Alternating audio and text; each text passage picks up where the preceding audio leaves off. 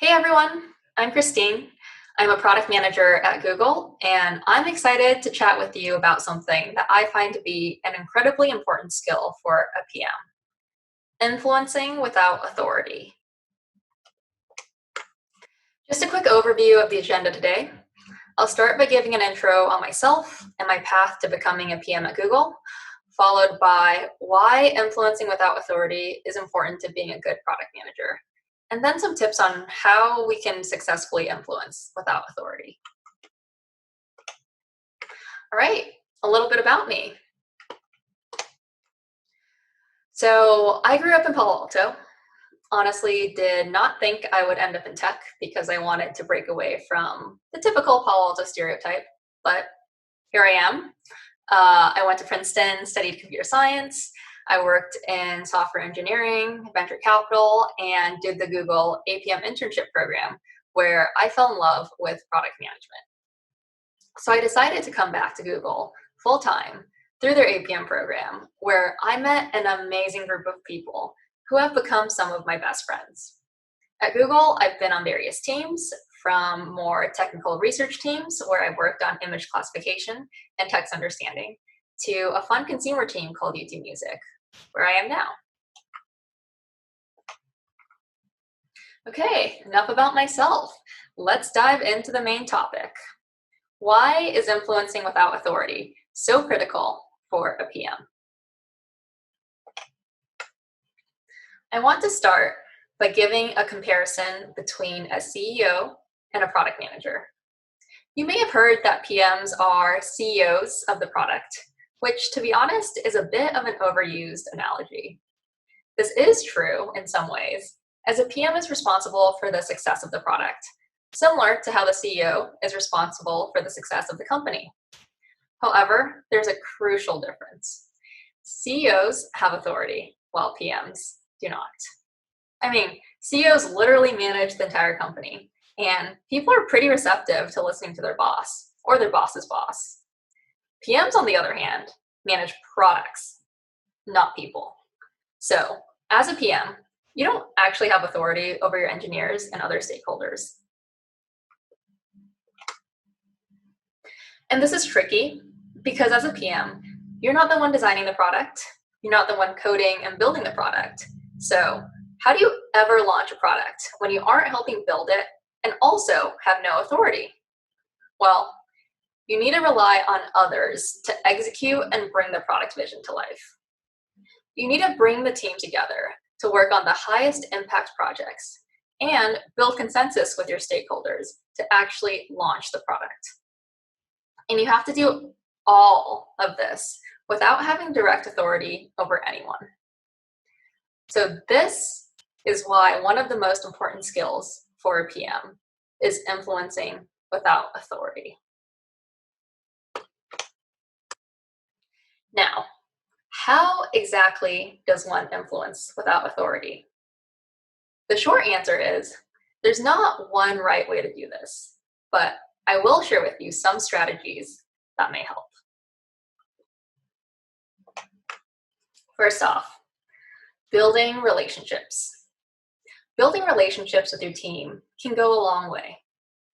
One aspect of building relationships is building trust and credibility because it gives others confidence in your decisions, especially when they need to take a leap of faith.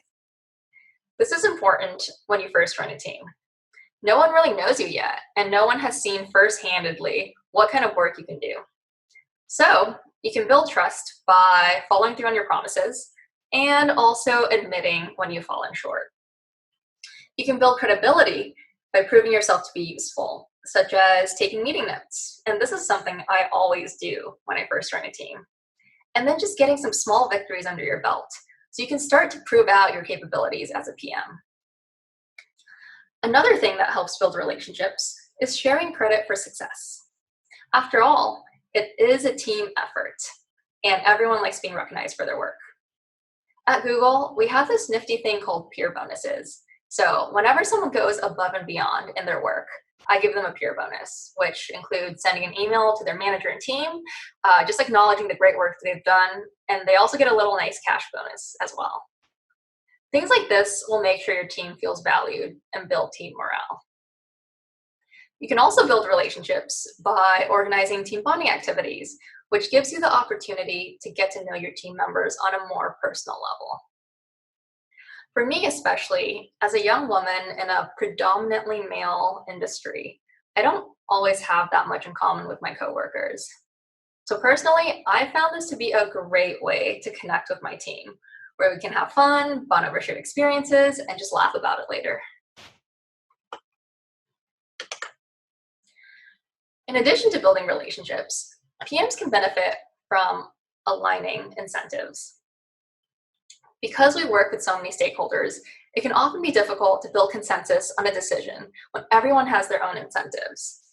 An engineer's job is to build the product, marketing's job is to promote the product, legal's job is to make sure everything we're doing is lawful and to protect the team from liabilities, and product's job is to launch the product. It's great when these incentives are naturally aligned, but that's not always the case. More often than not, since there are so many different incentives, they're bound to collide. When people aren't seeing eye to eye, it can be helpful to understand where your stakeholders are coming from.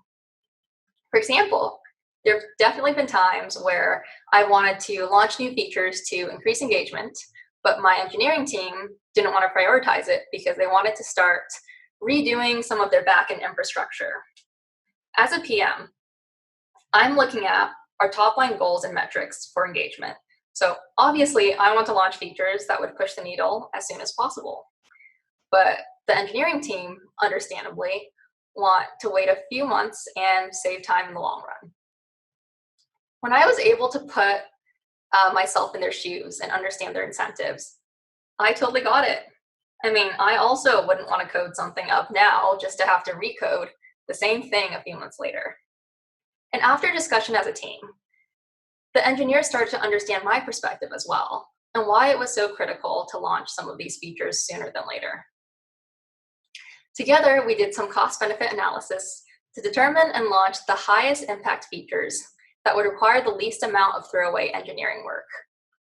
It's always helpful to find the common ground with your stakeholders because it incentivizes everyone to work together to find the best path forward. One last thing I'll mention here is that people generally want to feel included. So it's always good to involve your stakeholders early on so they can be part of your decision-making process and you can catch any incentive misalignments sooner rather than later. So sometimes incentives just aren't aligned, which can make it really hard to build consensus. This is where it can be helpful to share your inputs that go into your decision-making process. Inputs are factors that influence your decision, which can be things such as user research, metrics, trade-offs between product impact and engineering cost. User research can provide meaningful insights into how people use your product, as well as opportunities for improvement. Metrics can help you quantify impact on users. And thinking through trade-offs between product impact and engineering cost can help you with prioritization. These are all inputs you can share with your team to help them understand the factors that influence some of your decisions. For example, if I simply tell my team that making improvements to our offline experience for YouTube Music is more important than improving our music library organization, they may push back because perhaps having a better way of organizing their music is personally more important to them. However, if I tell my team that we should put more resources into improving our offline experience because it's one of the few features our users pay for and it makes up a decent chunk of our subscriber watch time, versus further improvements on our music library organization, which will only benefit the small number of users who have huge music libraries. It's much easier for them to buy into that reasoning and agree with me. Essentially, sharing inputs helps others understand where you're coming from and allows them to empathize with you. This can even lead your team to do things for the greater good, even if it doesn't always necessarily align with their own incentives. And if all else fails, and your stakeholders just can't come to a consensus, and you're going in circles, you can escalate up. Remember my earlier slide about the difference between a CEO and a PM? Well, if you escalate high enough and can get the CEO or another exec on your side, you'll also get all of the free authority that comes along with it. All of a sudden, you'll find that your job just got a whole lot easier. On the other hand, if they disagree with you, then you'll just have to admit defeat. In all seriousness, top-down support from execs can help tie-break even the most contentious decisions. It is important to make sure you, one, escalate up transparently so it doesn't come off like you're going behind someone's back. And two, make sure you don't throw anyone under the bus in front of their boss. Escalating up is something I don't do too frequently, but it can definitely come in handy as a last resort. So, the various tips I've given you on how to influence without authority are by no means exhaustive, and I'd encourage you to actually be creative with your tactics. For example, here are just a couple of other things that I've done. I've organized design sprints where I get designers and all of the key decision makers into a room just to have a massive brainstorming session over the course of several days. It's a lot of work to organize, but it's generally very productive and actually a lot of fun. By the end of the sprint, we worked together as a team to come up with awesome, impactful ideas and just generated lots of momentum and excitement to start working on it. Another thing that I've done, which may be specific to Google, is convincing people from other teams to spend 20% of their time working on my team's projects. I did this when I was on a research team where I worked with a bunch of incredible researchers, but did not have dedicated designers or web developers to actually build out the product.